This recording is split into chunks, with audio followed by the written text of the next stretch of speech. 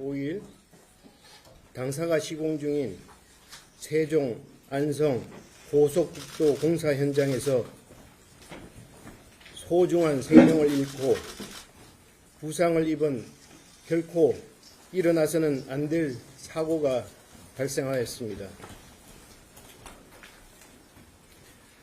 삼가 고인의 명복을 빌며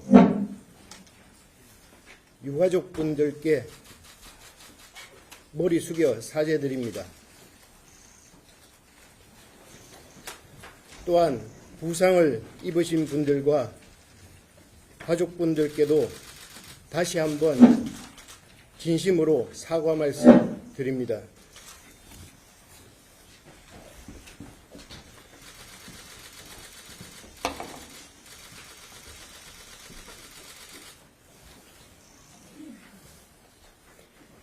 당사는 회사의 모든 역량을 총동원하여 피해자 지원 및 사고 수습에 만전을 기하고 있으며 조속한 현장 수습과 정확한 사고 원인 규명을 위해 관계기관에 적극 협조하고 있습니다.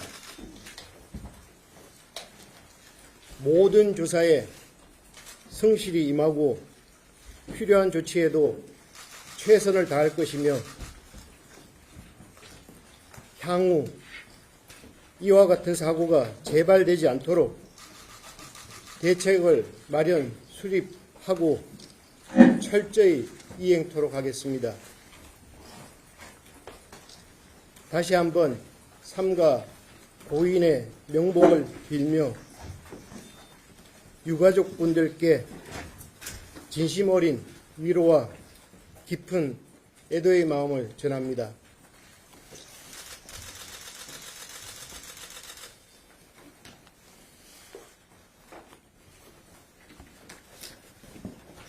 이어서 바로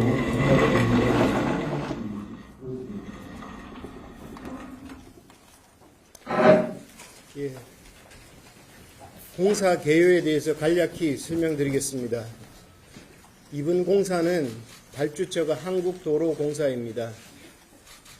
위치는 충남 천안시 서북구 입장면 양대리에서 경기도 안성시 서운면 1, 2까지입니다.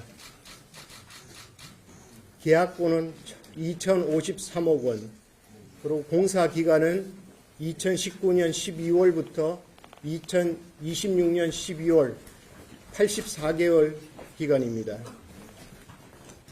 당 공사는 4.1km의 도로, 그리고 9개소의 교량, 3개소의 터널로 구성되어 있습니다. 당사와 함께 호반산업, 범량 건영이 공동 도급으로 추진되었습니다. 25년 2월 24일 현재 기준으로 공정률은 61.7%였습니다.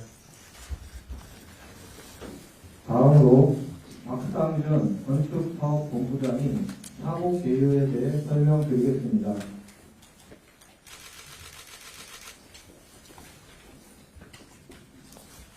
저는 건축사업본부장 박상준입니다. 사고 개요에 대해서 설명드리도록 하겠습니다. 일시는 25년 2월 25일 9시 49분입니다. 장소는 경기 안성시 서운면 산평리 260-2입니다. 해당 구간은 런칭 장비를 이용하여 DR 거더를 설치하는 구간이 되겠습니다. 재사항입니다. 사망 4명, 부상 6명, 총 10명의 재해자가 발생하였습니다. 거더는 4경간 24번이 낙하하였습니다. 상세 내용입니다. 천영천교 포천 방향으로 P3에서 A2 구간 런처 장비가 후방 이동 중 거더 낙하로 인하여 제자 10분이 추락하였습니다. 천영천의 교량 길이는 총 265m이고 최고 높이는 56m, 최저 높이는 38m로 구성되어 있습니다. 진행 사항입니다. 오전 9시 49분 사고가 발생하였고 10시에 소방대 및 경찰이 도착하였습니다. 10시 8분부터 10시 40분까지 인근 평택 굿모닝 병원, 아주대병원, 당국대병원, 동탄 한림대병원, 안성의료원으로 분산 이동되어 응급실에 도착하게 되었습니다. 이후 재해자분들은 수술이 진행되었습니다. 14시 27분 실종자 한 분이 최종 구조되어 병원으로 응급 이송되었습니다. 14시 30분부터 17시 3분까지 사망자 4분은 영안실에 안치되셨고 부상 6분은 수술 후 중환자실에 입실을 하셨습니다. 네, 고속도로 교량 붕괴 현장 시공사인 현대 엔지니어링의 입장 발표 보고 오셨습니다. 주우정 대표가 직접 사과 입장을 밝혔는데요. 오늘 경찰이 앞서 오전에 현대 엔지니어링에 대한 압수수색에 나선 만큼 경찰에서 나오는 소식과 오늘 브리핑 관련된 내용이 추가로 들어오면 다시 한번 전해드리도록 하겠습니다.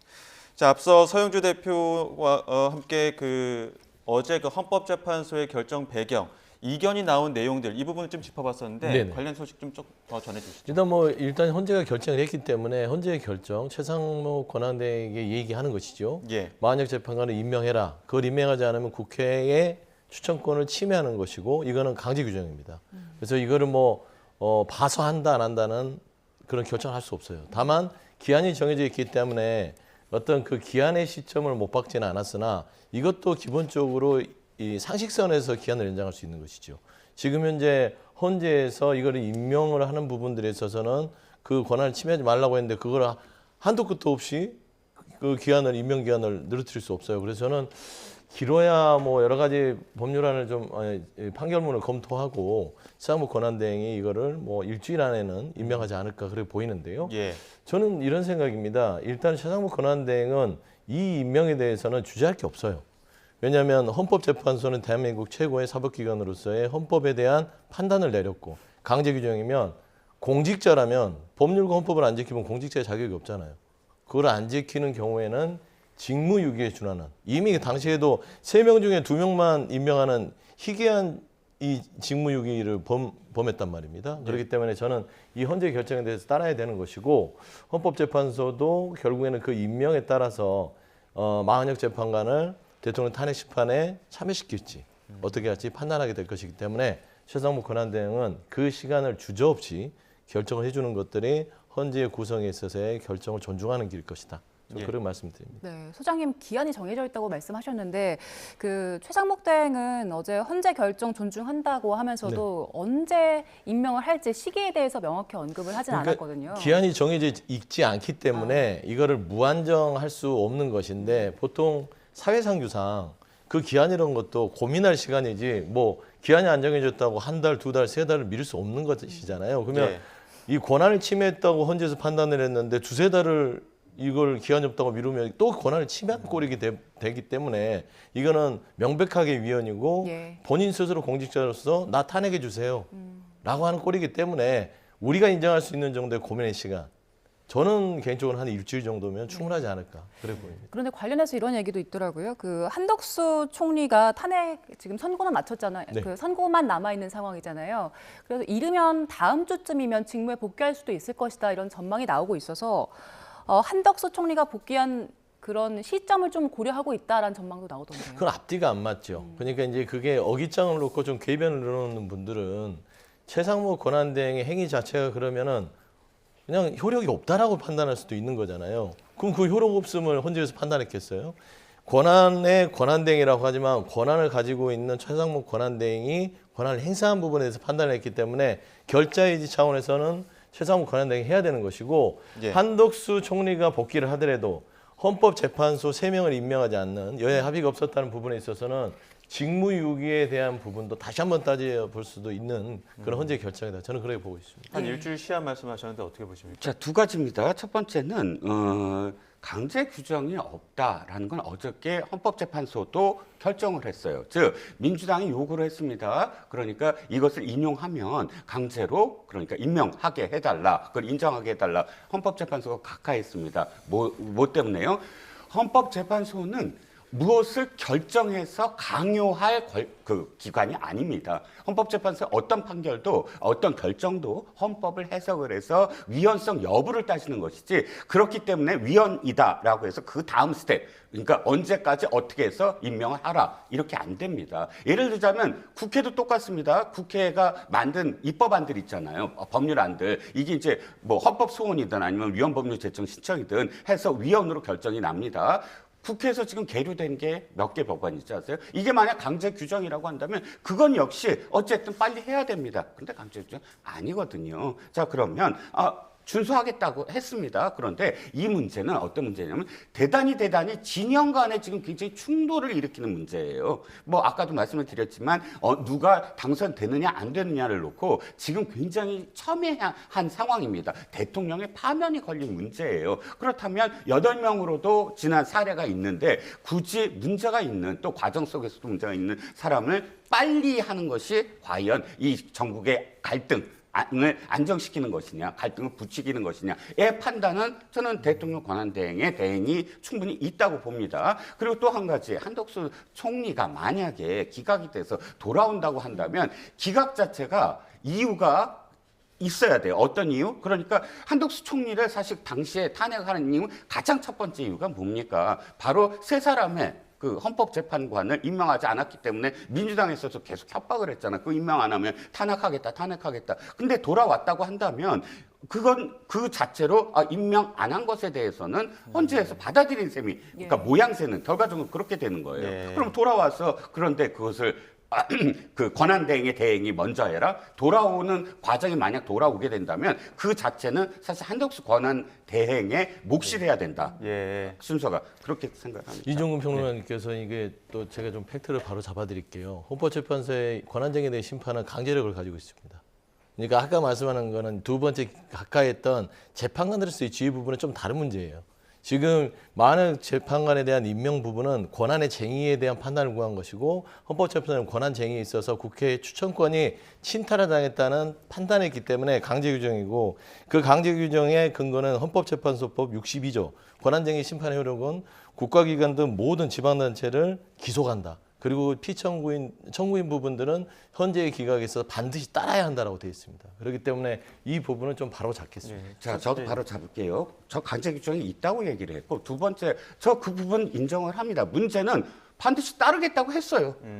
어저께 최상목 존중하겠다는 게 따르겠다는 겁니다. 그런데 제가 말씀드린 건 뭐냐면 그 강제 규정 속에서 언제까지 어떻게 이걸 하라 말아라는 규정이 없다는 겁니다. 그건 헌법재판소가 언제까지 하라라는 그런 규정은 어디에도 없습니다. 헌법에. 그러니까 그 문제를 갖고 아니 최상목 권한대행이 그 문제를 숙고를 하면서 법제처라든지 법무부에서 받아갖고 하는 것에 대해서 일주일이든 한 달이든 그건 최상목 권한대행 몫이고 그것에 대해서 안 한다고 해서 반드시 따르지 않는다라고 우리가 규정할 수는 없다는 거죠. 근데 법의 근거이라는 게 또 그것도 잘못하면 억지 주장이 되는 게 법이라는 것은 법의 근거와 원칙이 있고요. 또 이 사회에 대한 전반적인 일반인에 있어서는 상식에 대한 원칙이 있습니다. 그러면 상식적으로 법에 이 기한 규정을 두지 않았다고 해서 앞서 얘기했듯이 뭐 기한 안 뒀으니까 그러면 5개월 있다 할게 6개월 있다 하면 그거는 권한을 침해한다고 상식적으로 판단할 수 있다라는 차원에서 그 범위의 자율성을 스스로 판단해야 되는데 그거를 말씀하신 대로 규환이 없으니까 2달이든 3달이든 그거는 최상목 권한대행의 마음이다 하면 그건 공직자로서의 자세 그다음에 자격도 안 된다라고 저는 비판하는 것입니다. 네, 이 부분과 관련해서 이제 정치권에서도 여러 가지 목소리가 나오고 있습니다. 특히나 이제 여야의 이견이 굉장히 명확하게 엇갈리고 있는 부분들이 있는데요. 저희가 준비한 녹취 일단 들어보겠습니다. 헌법재판소가 그런 재판을 내렸다는 것은 뭐 대단히 유감으로 생각하고 그러나 그 마은혁 재판관의 경우에 원래 국회 오랜 관행이 여야 합의에 의해서 이 추천을 해왔는데 민주당이 단독으로 추천한 그 재판관에 대해서는 그 임명이 되면 안 된다고 생각을 합니다. 최상목 대행은 헌법과 상식에 따라 당연히 해야 할 의무를 저버린 책임을 져야 되지 않겠습니까? 최상목 대행은 국회 권한을 침해하고 헌법에 반하는 행위를 한 것에 대해 즉각 국민께 사죄하고 오늘 즉시 마은혁 재판관을 임명하십시오. 일단 이제 야권에서는 마은혁 재판관 바로 임명해야 된다 이렇게 목소리를 내고 있지만 또 야권의 일각에서는 너무 빨리 이제 마은혁 후보자가 임명이 되고 나면은 헌법재판소의 탄핵 심판이 좀 기일이 늘어지니까 이 부분이 좀 변수가 될 수 있지 않느냐 하면 좀 조심스럽게 목소리를 내는 것 같거든요. 그러니까 제가 늘 말씀하지만 헌법재판소에 대한 결정은 대한민국 국민 누구나 그 기속되는 분은 따라야 되는 거예요. 예.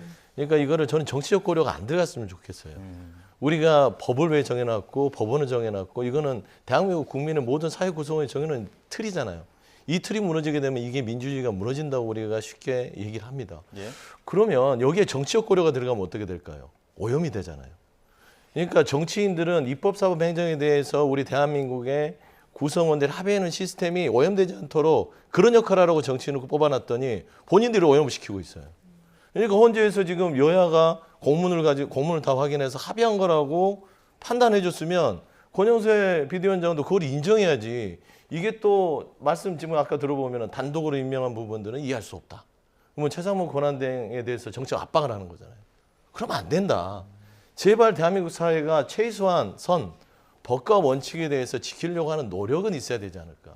라는 측면에서 이런 논란 더 이상 헌재를 흔드는 행위들은 중단했으면 좋겠다. 좀 그런 말씀 드리고 싶습니다. 서영주 소장님 정치적 고려는 없었으면 좋겠다라는 말씀 주셨는데 그런데 지금 보면 양측 모두 정치적 고려를 하고 있는 것 같아요. 그렇죠. 정치적 고려가 없어야 된다는 점은 원칙적으로 저도 대단히 공감합니다. 근데 이제 해석의 영역이죠. 저희가 그건 당위의 문제고 현재는 아까도 제가 계속 주장하지만 이 문제가 굉장히 첨예하게 진영 간의 지금 갈등이 굉장히 충돌되는 지점이잖아요. 그럼 당연히 정치적 해석이 가능하고 정치적 해석은 민주당 내에서의 어떤 목소리니까 이건 해석입니다. 민주당 내에서 당연히 지금 둘 중에 하나를 택해야 돼요. 그러니까 빨리 3월 중순께의 선고, 그러니까 대법원의 헌법재판소의 최종 확정을 3월 중순으로 끝내고자 한다면 마은혁 재판관을 임명하는 게 사실상 변수가 되잖아요. 만약에 마은혁 재판관이 임명이 된다, 최상목 권한대행이 그대로 받아들인다 하면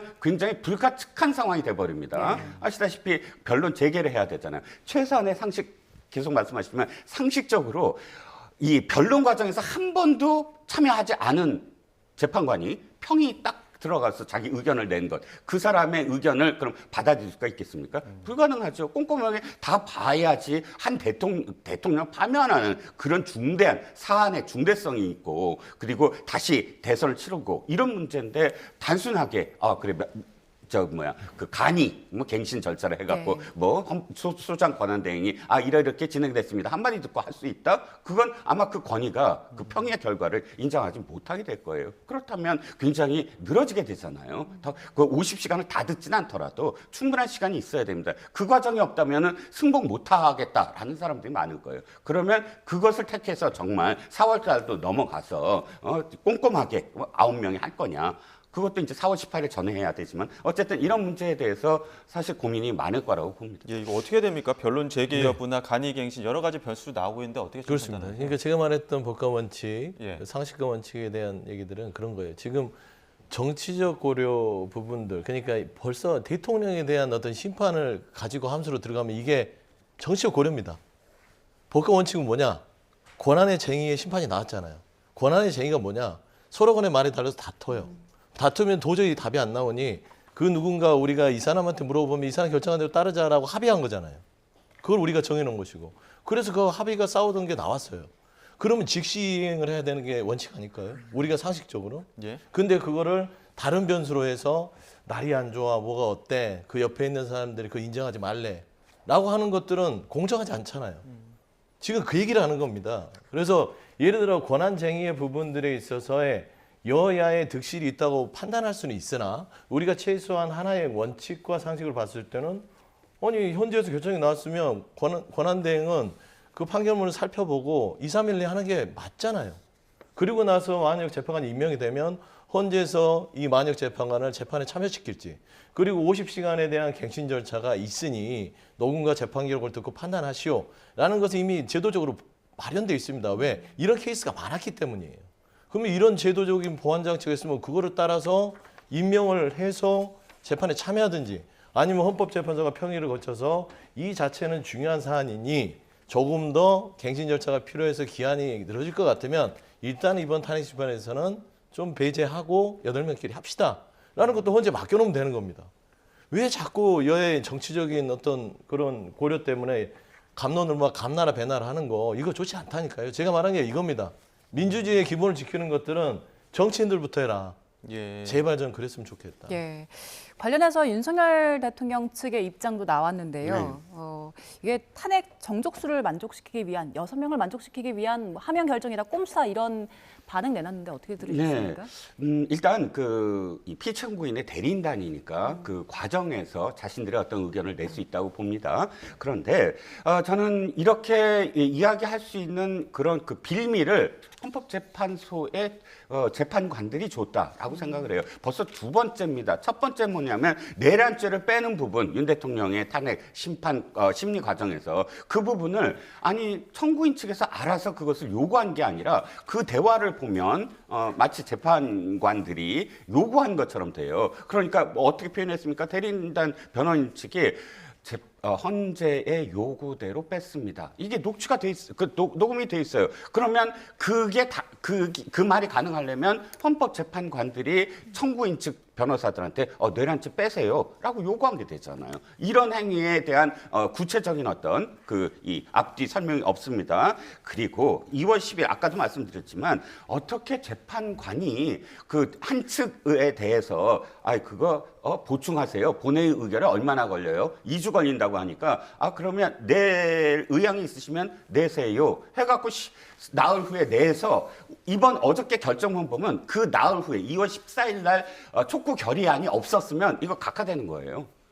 왜냐? 그것 때문에 지금 다 인정을 한다고 8명이 3명도 그러니까 소수 의견, 별개 의견을 낸 3명도 이건 문제가 있다라고 했지만 나중에 보충 2월 14일 날에 그런 촉구 결의안 때문에 인정을 하겠다. 이렇게 되거든요. 그러면 2월 14일에 촉구 결의안이 결정적인 어떻게 인용하는 데 대한 계기가 됐다면 그것을 어떻게 헌법재판관이 이걸 내세요 마세요라고 이야기합니까? 이렇게 두 가지의 명백한 이 헌법재판관이 심판자가 되지 않고 하나의 편을 들어주는 그런 그 절차가 보였으므로 이건 말이 안 되지 않느냐? 이건 어떤 목적이 있다. 그러니까 이미 예단하고 몇 명이 이제 모자람으로 안전핀으로 마은혁 재판관을 꼭 임명해야 되는 거 아니냐라는 식의 비판이 그래서 나오는 거거든요. 예. 전 대리인단이 이렇게 이야기하는 건 사실 뭐 적절해 보이진 않지만 그러나 그 과정 속에서 빌미는 적법적 그러니까 그 절차적 적법성, 절차적 정당성의 훼손을 헌법재판관들이 하고 있다라고 생각을 합니다. 예, 이게 절차적 적법성을 말씀해 주셨는데 결국에는 이게 8인 체제로 선거할 경우에는 그 이후에도 그 절차적 적법성을 두고 또 다시 한번 그 문제 제기할 가능성은 없는 겁니까? 그러니까 뭐를 해도 윤석열 대통령 측은 뭐가 잘못됐네. 대한민국의 모든 게 잘못됐어요. 본인들 빼고는. 왜냐하면 비상계엄도 개몽이라고 하는 사람들인데 대한민국 법원 헌법재판소장 이분들의 판단이 뭐 마뜩히나 하겠습니까? 그래서 저는 원칙 얘기를 다시 입이 아프도록 하는 이유는 결정을 했으면은 그 행정부는 그 결정에 따르고 그러면은 헌법재판소가 판단하게 두고 8인 체제에서 가든 9인 체제에서 하든 헌법재판소가 판단해 두는 겁니다. 저는 단언컨대 8명으로 한다고 하더라도 윤석열 대통령 측은 한 명이라도 본인들의 찬성을 얻어낼 수 없어요. 지금 상황이라면. 그러니까 뭐 9명 체제를 민주당이 해야만 유리한 어떤 숫자의 포지션을 갖는다? 저는 그렇게 생각하지 않습니다. 그냥 절차대로 원칙대로 헌재에 맡겨놓고 여야 간에 그 의견을 존중하고 8명을 하더라도 민주당은 8대 0으로 대통령에 대한 파면에 이르는 인용 결정이 나올 빤한 불보듯 빤한 것인데 굳이 마흔역 재판관에 대한 임명을 넣고 갑론을박 하는 거 이거는 국력의 낭비다. 여기서 좀 그쳤으면 좋겠다. 네. 예. 네. 그 마은혁 재판관 후보자 임명 여부에 대한 그 결정의 뭐 유무 그리고 시점 두고 굉장히 정치적 시나리오가 여러 가지로 나오고 있는데 뭐 마은혁 후보자가 스스로 기피할 가능성에 대한 얘기도 나오고 있는 상황이에요. 그래서 얼마나 상황이 어떻게 전개될지는 추후에 지켜봐야 될 것 같고요. 이 부분도 좀 지켜봐야 될 것 같습니다. 윤석열 대통령이 11차 변론기를 한 뒤에 그 최후 진술이 있었잖아요. 네. 그 뒤에 여론이 조금 바뀐 것 같아서요. 저희 여론조사 그래픽 준비했는데 보겠습니다. 네, 지금 보면 그 인용해서 파면을 해야 한다는 여론이 54% 그리고 직무에 복귀시켜야 한다는 여론이 38%가 나왔습니다. 눈에 띄는 게 그 청년층 여론이었거든요. 중도층과 청년층에서 변화가 컸습니다. 일단 중도층은 인용해서 파면을 해야 한다. 65%가 나왔고요. 청년층 여론조사 있습니까? 청년층. 예, 청년층 여론조사가 20대 청년층입니다. 탄핵을 인용해야 한다. 52%가 나왔고 탄핵을 기각해야 한다가 25% 나왔습니다. 그런데 기각 의견이요. 12%포인트가 줄어들었어요. 네. 예, 이 부분 어떻게 보셨습니까? 그러니까 이제 그동안 좀 기현상이었죠. 여론 자체가. 이렇게 대통령이 국회 군대를 보내고 송관여 군대를 보내놓고 와서는 본인의 책임은 하나도 없고 비상계엄 통칭이 없고 개몽을 하려고 했던 것이고 겁주려고 했던 것이다. 이런 식의 어떤 거의 궤변을 늘어놓는 상황이었는데 이게 이제 다 끝나가니 그리고 최후 진술을 들어보니 역시 뭐 이거를 상식적으로 논리적으로 지지할 수 없겠다. 부끄러워진 것이죠. 그러니까 청년들은 더더욱 그럴 것입니다. 그동안 어떤 집단적인 어떤 이 여론의 편승에서 나름대로 어떤 탄핵 기각에 대한 입장을 밝혔을 여론층이 있을 수 있었으나 이제는 현실적으로 다 끝난 마당에 아무리 생각해도 이거는 탄핵을 기각한다고 말하는 것은 내 스스로 누워서 침 뱉는 느낌이구나 라고 생각하지 않았을까 생각이 들어서 조금 당연한 것이고 제가 누차 얘기했습니다. 그동안의 여론조사는 연기 같은 거라서 시간이 지나면 다 사라질 것이다. 이제 정상적으로 국민들이 판단하고 있다라고 보는 게 맞을 것 같습니다.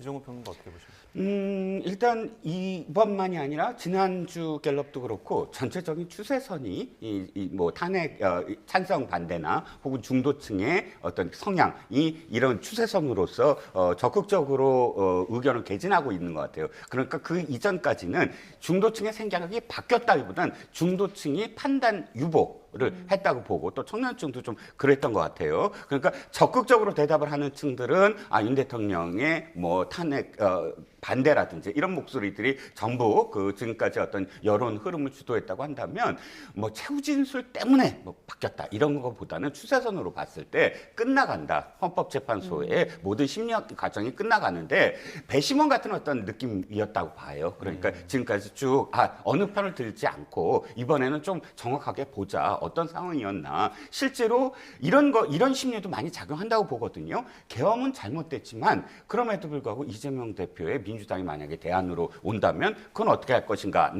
혹은 계엄은 잘못됐지만 헌법재판소의 지금 과정이 너무 편파적이다. 이런 심정들이 사실 지금까지 많이 들어가 있었던 것 같아요. 그런데 이 전체적인 헌법재판소의 심리가 끝나가는 과정에서 이제 내 의견을 밝혀야 되겠다라고 생각하는 그런 무당층, 부동층, 중도층들이 적극적으로 자신의 의견을 좀 개진하기 시작한 게 아닌가라는 생각입니다.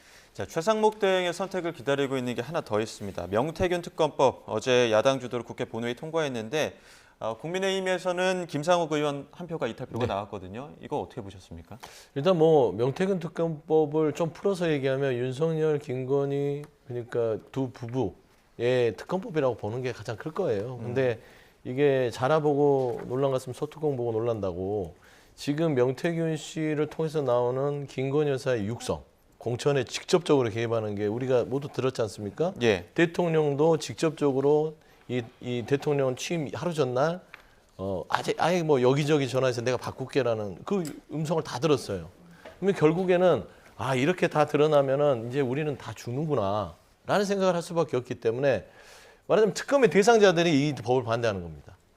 특검에서 떳떳한 사람들이 이 법을 반대할 이유가 하나도 없지 않겠습니까? 결국에는 명태균 씨라는 분이 국민의힘의 많은 의원들 본인은 주장으로 140명의 의원들과 관련이 돼 있기 때문에 명태균 씨 황금폰에 내 이름이 있는지 없는지 조금이라도 명태균 씨를 아는 사람은 두려움에 떨게 돼 있는 것이죠. 그래서 저는 대한민국의 국민들의 국회의원이라면 그리고 그 권력이 국민들이 준 권력이라면 그거를 가지고 본인들의 어떤 특검의 대상자들이 이 범죄의 혐의에 대한 수사를 피한다는 거 도저히 납득할 수 없다. 저는 이 부분에 대해서는 국민에 대한 기망이다라고 좀 말씀드리고 싶습니다. 국민의힘은 반대를 당론으로 정했잖아요. 그런데 네. 김상욱 의원이 사실 탄핵 표결 때부터 이제 본인의 목소리를 뚜렷하게 내왔는데 어제도 반대 찬성표를 유일하게 내면서 권성동 대표는 원내대표는 소속당이 있는 국회의원으로 이건 잘못된 행태다 이렇게 비판을 하기도 했거든요.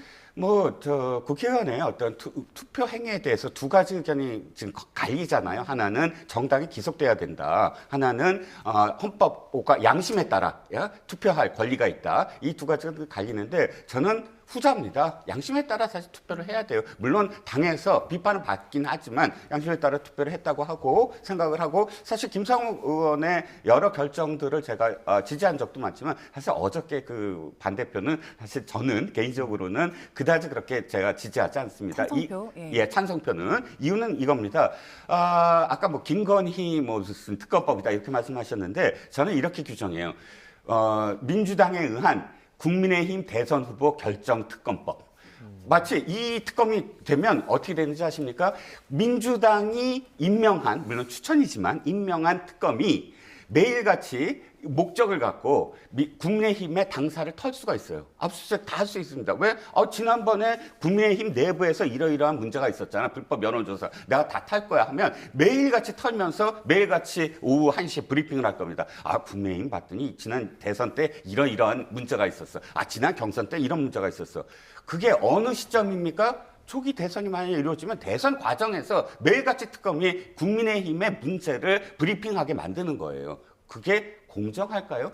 그러니까 공정하다고 생각을 한다면 사실 명태균 특검법이 여야가 합의에 의해서 불법 여론조사로 특정 후보를 당락을 결정시켜주는 예를 들어서 당내 경선 같은데 그게 굉장히 많이 들어가거든요. 그런 것들을 이제 우리가 함께 근절해보자. 사실 제가 알기에도 민주당도 많은 그런 사실 불법적인 여론조사 기관이 옛날부터 좀 많았어요. 한쪽에는 뭐 인터넷 매체 하나 갖고 한쪽에는 여론조사 기관 갖고 두 개의 자회사를 갖고 컨설팅 하는 것처럼 해서 많은 문제가 있었거든요. 뭐 국민의힘 많습니다. 이런 문제들을 근절할 수 있는 특검법이라면 야당도 당연히 들어갈 거고 국민들도 박수를 칠 텐데 하필이면 선거 기간 동안 타당 그러니까 경쟁당을 다 털 수 있는 법을 만들겠다? 이게 지금 국민의힘에서 들어줄 수가 있겠습니까? 예, 그러니까 여당은 최상목 대행에게 제2요구권 건의할 것이다 이렇게 좀 이야기하고 있는 것 같은데 최상목 대행은 어떤 선택할 것으로 보이십니까? 최상목 권한대행에 대해서 말씀하기 전에 민주당이 무슨 불법 여론조사 그건 어떤 근거에서 얘기하시는 거예요? 옛날에 관행이 제가 기자로서 제가 취재를 했던 과정에서 있었는데 과정인데 현재 있다라고 제가 단언하는 건 아닙니다. 그러니까요. 잘못 들으면은 민주당이 마치 명태균과 같은 불법적인 여론조사를 한 것처럼 하고 그게 확정돼서 기사가 출고가 됐거나 아니면 그게 사실로 존재해야만 가는 것이지 그 부분에 대해서는 좀 정정하셨으면 좋겠고요. 최상목 권한대행 부분 같은 경우는 이번에 헌재의 결정을 따르지 않으면 저는 즉시 탄핵해야 된다고 봅니다. 저는 탄핵의 반대론자에 가까운 사람인데 뭐 윤석열 대통령은 당연히 탄핵돼야 되지만 탄핵이 많은 공무원들에 대한 어떤 직에 대해 판단의 근거가 남용돼서는 안 된다고 제가 자제하라는 주의자인데 최상목 권한대행은 정치권에 휘둘려서 본인이 가지고 있는 국무위원, 그다음에 권한대행이라면 대통령직을 권한을 대행해서 하고 있는데 국민의 봉사해야 될 행정부의 강료로서 법을 지키지 않는다면 이거는 위헌적 사항이기 때문에 즉시 탄핵을 당할 수 있습니다. 그렇기 때문에 저는 아무리 국민의힘이 정책 고려를 가지고 제2요구권을 요구하다 하더라도 절대 받아서는 안 되고 그걸 받는 순간 본인의 탄핵도 같이 받는 것이다. 그런 부분으로 좀 비판드리고 싶습니다. 네, 명태균 특검법이 그 여권 전체에 대한 수사다라는 말이 있을 정도로 일단 여권 측에서는 반대를 하고 있는 입장이지만 만약에 최상목 대행이 거부권을 행사하고 다시 이게 국회로 와서 표결 들어간다면 그때쯤에는 또 조기 대선을 염두에 두지 않을 수가 없잖아요. 그때 이탈표는 어떻게 전망하세요? 조기 대선이 가까워올수록 저는 국민의힘이 이것을 들어줄 리가 없습니다. 대선이 있다는 건 상대 당이 있고 상대 당 후보들과 경쟁을 해야 되는 그런 상황이에요. 물론 지금 앵커가 말씀하시는 건 아마 이럴 겁니다. 그 안에 후보들이 난립을 하고 후보들마다 경쟁을 하면서 예를 들어서 찬탄파, 뭐 반탄파, 뭐 이렇게 나뉘면서 서로 어떤 이해득실에 따라서 이 표결 자체를 이용하겠다. 이렇게 만약에 정치적으로 해석을 한다면 불가능하진 않겠지만 그럼에도 불구하고 이득이 없어요. 실제로 이득이 그러니까 이 경선 과정에서의 어떤 난립은 그렇다 치고라도 이 당의 대선 후보가 됩니다. 이 당의 대선 후보가 딱 됐는데 매일같이 특검에서 다시 말씀드립니다만 이 국민의힘이 옛날에 이랬고 저랬고 하면서 국민의힘의 불법 여론조사만 뭐 도드라지는 매일같이 그렇게 나왔을 때 그 어떤 경선 후보들이라도 대선 후보가 됐을 때 이게 정말 공정한 그런 이 선거 과정이겠느냐라는 걸 생각 안 할 수가 없거든요. 예. 네, 자 여러 가지로 최상목 대행에게 남겨진 선택에 대해서 여야의 압박도 심해지고 있고 고심도 또 깊어지고 있는 것 같습니다. 여기까지 듣겠습니다. 지금까지 이종근 시사평론가, 서영주 맥정치사업연구소장 두 분과 함께했습니다. 고맙습니다. 고맙습니다.